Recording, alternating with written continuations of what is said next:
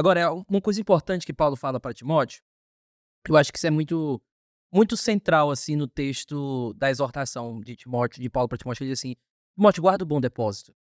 Ele não fala guarda o evangelho. Ele usa uma metáfora, que é a metáfora do bom depósito, mas ele também poderia falar guarda o tesouro. Mas ele também não fala isso. Ele fala guarda o bom depósito.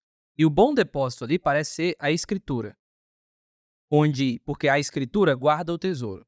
Para Paulo, perder o evangelho é perder a noção de escritura. Então, quando eu não guardo e não protejo a minha interpretação, a escritura como ela é, eu vou perdendo o evangelho. Qual é a conclusão que Paulo vai tirando disso? Paulo diz assim: portanto, mantenha o padrão da sã doutrina. E o que é esse padrão da sã doutrina? A palavra lá é complexa, mas a ideia seria sistema ou uma espécie de matrix, uma espécie de, vou colocar assim, uma caixinha. Existe um padrão da sã doutrina. Ou seja, fala isso para as pessoas, para que as pessoas tenham um padrão para julgar as coisas que elas vão escutar. Então, vamos dizer, eu escutei toda uma pregação, Paulo diria, coloca isso dentro do padrão, para saber se está cabendo tudo. Coube tudo direitinho? Não. Então, não é essa a doutrina. Qual é a ideia do evangelho? Essa pregação, Deus é soberano nela? Deus é enfatizado nela? O homem é pecador? O homem mostra o que o homem precisa? Mostra a necessidade de arrependimento? Existe um padrãozinho nessa pregação. Porque às vezes você vai olhar para a pregação e vai dizer: qual o problema do cara dizer que Deus ama ela?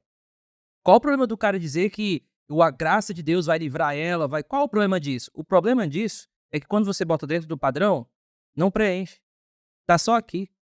Ou seja, eu posso dizer que Deus é amor, mas quando eu tiro a santidade, o amor fica piegas. Eu posso dizer que Deus ama o homem, que o homem é a imagem de Deus, mas quando eu tiro a realidade do pecado, eu coloco o homem no centro. Então, das grandes dificuldades da gente analisar e dizer assim, qual o erro, então, de eu escutar uma pregação todinha e me sentir bem porque o cara está falando, Jesus andou sobre as águas, ele vai te livrar do que você está passando.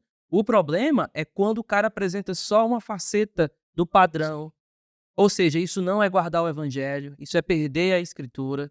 E aí a grande dificuldade que eu tenho falado sempre quando eu prego em Timóteo é, Paulo tem uma preocupação daquele evangelho ser guardado para a próxima geração.